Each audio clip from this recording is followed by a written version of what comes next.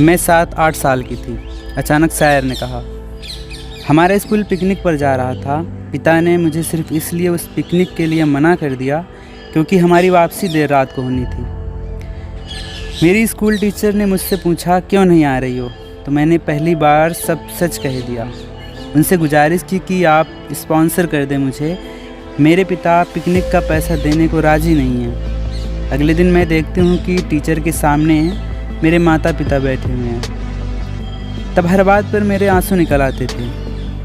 मेरे पिता मुझे घूर कर देख रहे थे और मेरी आंखें नीचे थीं। मुझे पिता की आंखों में आंखें डालकर देखने की अनुमति नहीं थी। मुझे रोना क्यों आ रहा था? मुझे रोना इसलिए आ रहा था, शायर ने एक सूखे पत्ते से खेलते हुए कहा, क्योंकि टीचर मेरी तरफ से बात कर रही थी और मेरे ही माता पिता मेरे खिलाफ थे। फिर टीचर ने कहा कि पूरी क्लास जा रही है और आपकी बच्ची नहीं जाएगी तो सब पूछेंगे कि क्यों, तो आपके पास क्या जवाब होगा? मेरे पिता के पास इसका कोई जवाब नहीं था। उन्होंने मेरी तरफ गुस्से में देखा और पैसे दे दिए। रात में 1 बजे हम वापस पहुँचे। सारे बच्चों के माँ बाप उन्हें लेने आए हुए थे, पर मेरे लिए कोई नहीं आया हुआ था।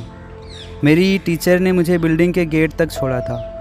मेरी टीचर की सांत्वना भरी आंखें मैं भूल नहीं सकती। देर रात अकेले अपनी बिल्डिंग में चलते हुए मैं अपने घर पहुंची।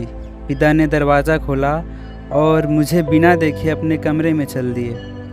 मैं एक बार अपनी माँ को देखना चाहती थी। एक छोटी सी लालसा थी कि शायद वह मेरे इंतज़ार में जगी हों और पिता के डर के मारे मुझे लेने ना आई हों, पर मैंने देखा वह गहरी नींद में सो रही थी।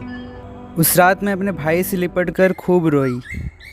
जब मैंने सुबह खुद को शीशे में देखा तो मैं बड़ी हो गई थी।